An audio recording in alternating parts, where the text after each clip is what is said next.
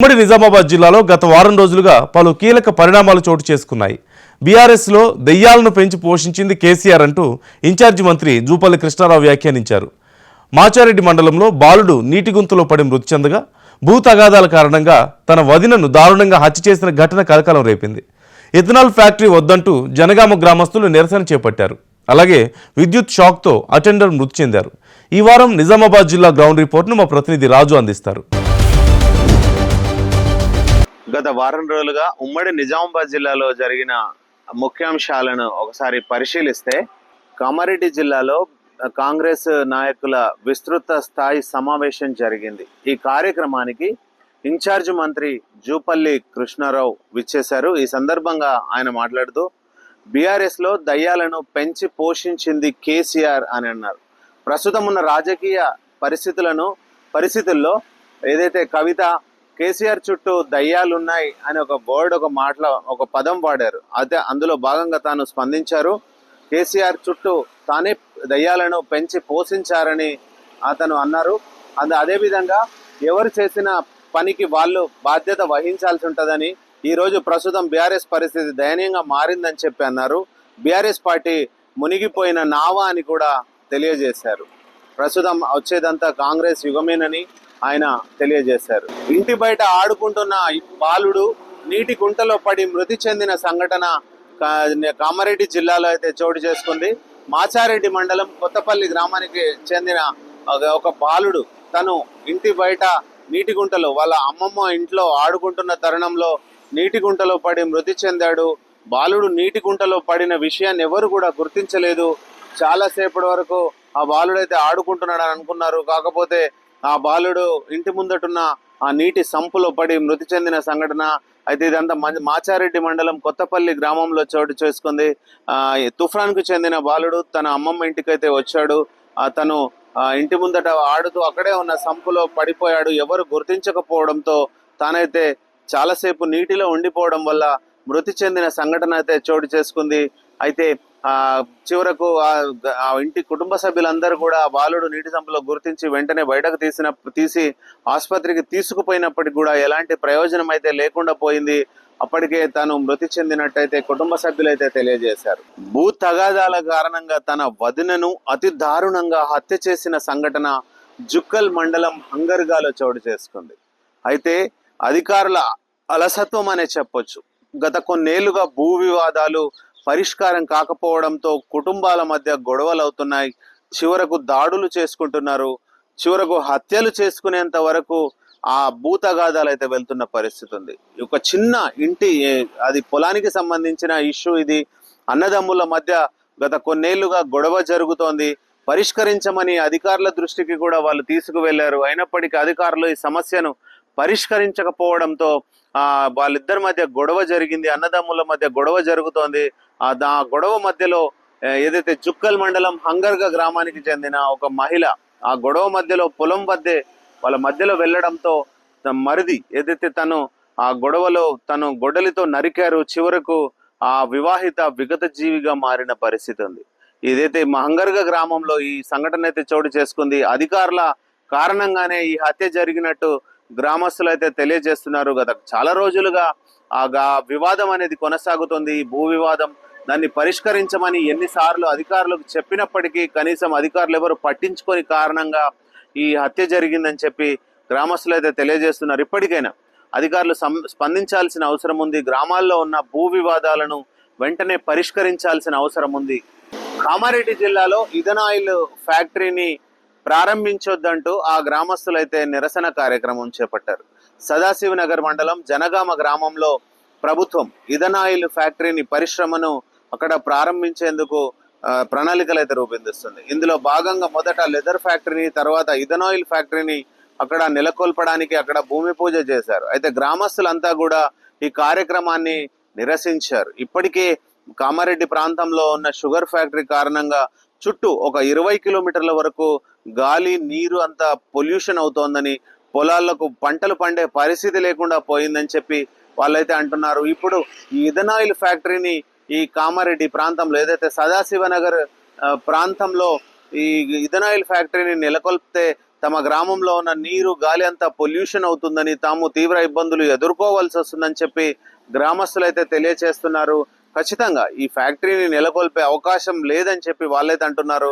నెలకొల్పనివ్వమని చెప్పి వాళ్ళు అంటున్నారు. ఇప్పటికి ఎలక్షన్ల సమయంలో కూడా ఏదైతే ఈ ఎల్లారెడ్డి ఎమ్మెల్యే ఉన్నారో మదన్ మోహన్ తాను ఇథనాయిల్ ఫ్యాక్టరీకి వ్యతిరేకమని అప్పుడు చెప్పారని చెప్పి గ్రామస్తులు అయితే తెలియజేశారు. వీళ్ళంతా కూడా ప్లకార్డులు చేతబట్టుకొని మరి ఇక్కడ నిరసన కార్యక్రమం చేపట్టారు. ఇథనాయిల్ ఫ్యాక్టరీ వల్ల తమ ఇబ్బందులు ఎదుర్కొంటామని చెప్పి వాళ్ళైతే నిరసన కార్యక్రమం చేపడుతున్నారు. ప్రభుత్వం స్పందించి తమ కోరికను మన్నించాలని చెప్పి గ్రామస్తులు అయితే తెలియజేస్తున్నారు.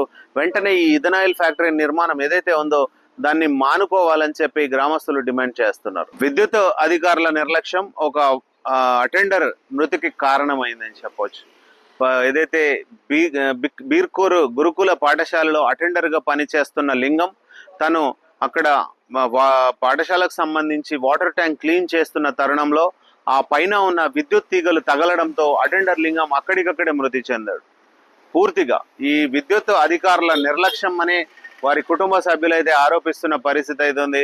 ఈ వేలాడే తీగల కారణంగా ప్రతి సంవత్సరం కూడా ఈ సీజన్లో, వర్షాకాలం సీజన్లో మృతి చెందుతున్న సంఘటనలు అయితే చోటు చేసుకుంటున్నాయి. ఎన్నిసార్లు అధికారులకు చెప్పినప్పటికీ కూడా అలసత్వం వహిస్తున్నారని చెప్పి వారి కుటుంబ సభ్యులైతే ఆరోపిస్తున్నారు.